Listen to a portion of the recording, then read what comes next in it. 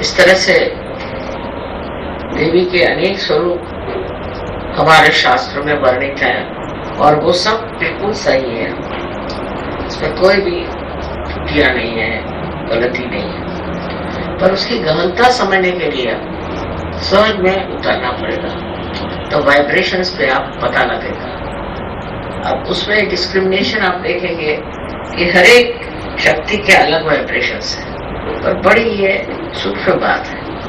इसके लिए जितनी आपकी प्रगति होगी उतने आप समझ पाएंगे। इसका मतलब नहीं कि अब आप उसी में लगे रहिए, मतलब ये है कि आप सिर्फ ध्यान धारणा से अपनी अगर शक्ति बढ़ाएं और अपने को उस स्तर पे उतार लें, तो आप खुद ही समझ आएंगे कि इंसान को देखते ही आप समझ जाएंगे कि ये कैसा है।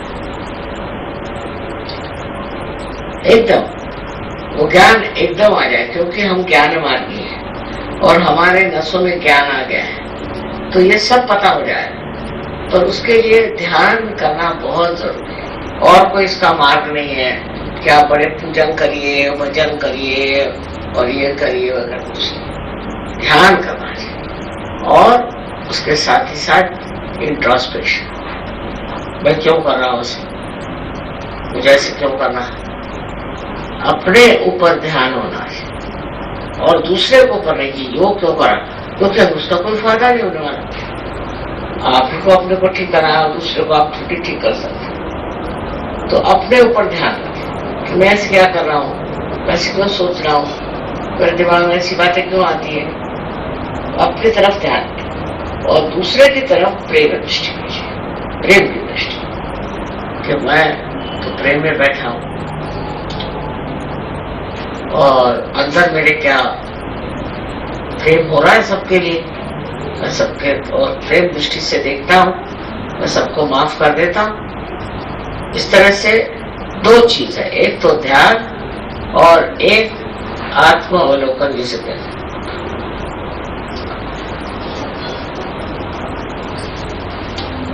तो ये दो चीजों से मनुष्य की प्रगति होती है। माने एक तो ध्यान, वो तो बात से कि ध्यान से आप अपने अंदर और चैतन्य अंदर लेकर के और बढ़ते हैं, और अपने अवलोकन से, अपने के इंट्रोस्पेक्शन से भी आप अपने अंदर के जो बीच में ऑब्स्टिकल्स हैं उनको निकाल देते। जैसे एक नदी का प्रवाह बह, अब उसके अंदर बहुत से पत्थर हैं, कुछ है, तो प्रवाह ठीक से बह नहीं सकता। अगर वो पत्थर क्या है आप देखते और निकाल लें, तो कुंडलिनी का प्रवाह बिल्कुल बहुत जोरों में बह सकता है। और वही उसके बाद यही बात है कि आप स्वयं ही इसको महसूस करेंगे, उसकी प्रचिति होगी कि आप एकदम स्वच्छ हो, अब कुछ रहा नहीं आपका, एकदम स्वच्छ हो। वो चीज अंदर से आनी चाहिए। उसमें एक तरह से मैं कहती हूँ ध्यान तो आप लोग करते हैं, ये मुझे मालूम, लेकिन इंट्रोस्पेक्शन अपने बारे में सोचना चाहिए। उसमें क्रिटिसाइज करने की जरूरत है अपने, लेकिन उसको साक्षी भाव से देखना। और दूसरे ये कि कहाँ तक मैं प्रेम करता हूँ, कहाँ तक मैं शुद्ध हूँ, कहाँ तक मैं अहंकार से बचा हूँ। ये अगर आप देखने लग जाए तो धीरे धीरे भाग जाए। जैसे अगर कोई दुष्ट आदमी, समझ लीजिए वो आपके घर में आया, आपकी उसके ऊपर नजर पड़ी, भाग जाएगा कि नहीं? उसी प्रकार ये जो बैठे हैं घुसपैठ करने वाले, ये सब भाग जाएंगे अगर आप इंट्रोस्पेक्शन करें। पर अगर अपने अहंकार में मैं तो ठीक हूँ, मैं तो बिल्कुल ठीक हूँ, ऐसे चले, तो यही सफाई करने की जरूरत है, यही निर्मलता, यही स्वच्छता अंदर आने की जरूरत है।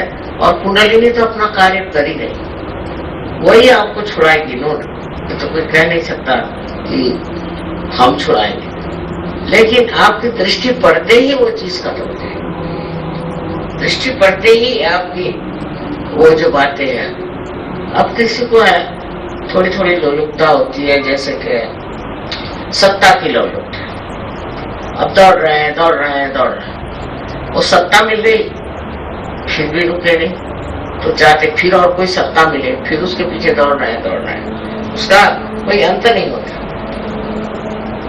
पर अगर ये चीज आपकी नजर में आए कि अरे मैं तो पागल जैसे दौड़ रहा हूँ, ये सत्ता के पीछे में इसमें क्या आता है, बेकार, शांति से बैठो, जो मिलता है उसको उपभोग हो। आप दौड़ रहे हैं, जो मिला उसको भी नहीं उपभोग है, उसका भी नहीं आनंद उठा रहे, फिर दूसरे के पीछे भागोगे, दूसरे के पीछे।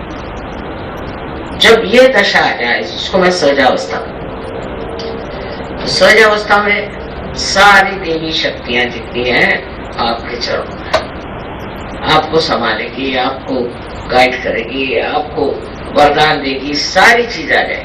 पर सहजावस्था नीचे, उसमें मैं ये करने वाला हूँ, मुझे करना चाहिए, मुझे ये करना है, वो करना, ये जब शुरू रहता है तो मैं कहती हूँ कि अभी सहजावस्था नहीं है।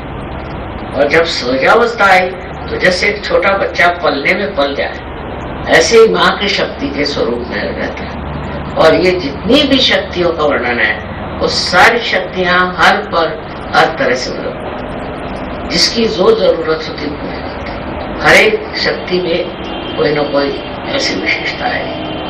और इसलिए शक्ति की हम लोग पूजा करते हैं और उसको मानते हैं। किसी भी अवतरण से ज्यादा हम शक्ति को मानते हैं सब लोग। उसकी वजह यह है कि शक्ति ही हमको अवतरण की ओर मार्गदर्शन करती है, वही हमें, उसी की दृष्टि से हम अवतरण को पहचान सकते हैं, तो हम पहचान नहीं सकते। इसलिए शक्ति ही आपकी गुरु, शक्ति ही आपकी माता, और शक्ति ही आपके क्या करना चाहिए अगुआ है। दूसरे और किसी को मानने की जरूरत नहीं। जब एक बार शक्ति को आपने मान लिया तो शक्ति सबको ही मनवा लेगी, सबको समझा देगी। और अब आपने सहज में देखा है कि आप लोग सब हमें तो मानते हैं, ठीक है, लेकिन हम आपको मनवाते हैं और लोग, इनको भी मानो, उनको भी मानो, उनको भी मानो। लेकिन अगर आप हमें मानते होते न होते, किसी भी अवतरण को मानते होते, क्राइस्ट को ले लीजिए, उन्होंने कहा तो है कि हम आपके पास भेज देंगे, ऐसा एक अवतार कार्य होगा और ऐसी आदि शक्तियां आएंगी, होली गोस्ट कहा। आखिरकार वो अपना काम पूरा कर गए होते तो काय को कर। मोहम्मद साहब ने भी कहा, सबने ये क्यों कहा कि इसका उद्धरण संसार का होने वाला है, माने उन्होंने भविष्य की बात कही। इसका मतलब ये होता है सीधा सीधा कि उन्होंने जो भविष्यवाणी कही वो इसलिए कि वो जानते थे कि अभी समय नहीं आया कि इनको हम पूर्णता मिलेगा, पूर्ण मिलेगा, और उनकी पूर्णता लाने के लिए ऐसी स्थिति आने वाली है। ये कह देने से, ये बता देने से कि आपकी ऐसी स्थिति आने वाली है, कोई न कोई ऐसे आने वाले हैं, और उसके लिए आप सिर्फ अपना जो चित्त है साफ रखें, चरित्र साफ रखें और परमात्मा को याद करें, इतना बता देना है। लेकिन किसी ने सामूहिक चेतना नहीं दी, चेतना भी बहुत कम लोगों को, इसकी वजह अब वो चीज आप लोगों ने प्राप्त की है। अब आपको तो बहुत जोरों में इसमें प्रगति करनी चाहिए। बस दो ही चीज तो करनी है, एक तो ये कि ध्यान करना है और एक इंट्रोस्पेक्शन। और उसमें तीसरी चीज में जब आपको जो उसमें होगा, मतलब सौंदर्य दृष्टि आ जाए, हर एक आदमी की सुंदरता दिखाई, उसकी अच्छाई दिखाई देगी। कितना भी आदमी आपसे दुष्टता से बर्ताव करे, वो समझ में आएगा कि नहीं, उनमें ये बात जरूर थी, ये सीखने की बात थी। तो आपकी नजर बुराई से उठ करके अच्छाई पे जाएगी, और जब अच्छाई पे जाएगी तो आप अच्छाई अपनाएंगे। लेकिन आपकी बुराई पे नजर रहेगी तो आप कैसे अच्छाई अपनाएंगे? इसलिए ये जो स्थिति है जिसमें कि आप, मैंने कहा कि आप अपने को भी आत्मनिरीक्षण करें उससे आपको मालूम नहीं कितना आनंद आता है। अगर आपके अंदर सुंदरता है तो आपको अपने से आनंद आएगा, अगर आप दूसरों में देखते हैं तो और आनंद आएगा। तो सुंदरता ही देखनी चाहिए, आदमी की अच्छाई देखनी चाहिए, और उसमें फिर आपको आश्चर्य होगा कि हर एक आदमी में कोई ना कोई खूबी तो है, लेकिन उसका मजा कोई नहीं उठा सकता। अब जैसे एक फूल है, फूल के अंदर सुगंध है, लेकिन अगर आपके पास नाक ही नहीं हो तो आप सुगंध क्या सुन। ऐसी बात है कि आपके अंदर वो हृदय होना चाहिए जो उस प्यार को, उस महत्ता को, उस बड़प्पन को समझ सके, और उसको आप अपनाइए।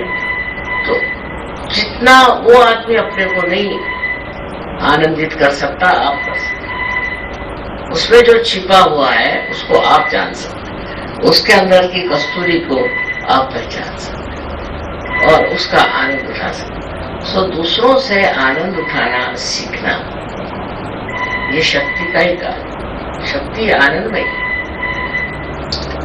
आनंददायी, और जब ये आनंद आने लगेगा तब आप देखिएगा कि आप समझ जाएंगे कि अब तो हो गए सहज। तो ये सहजावस्था है कि दृष्टि ही आपकी गलत चीजों पे नहीं है, क्या फायदा? क्योंकि आपको कुछ किसी का संहार नहीं करना है, किसी को नष्ट नहीं करना है, वो तो देवी का काम, आपको नहीं करना। तो सारे दुनिया का जो आनंद अलग अलग जगह छिपा हुआ है, उसका आकलन करना, उसका उपभोग लेना आपके नसीब में है।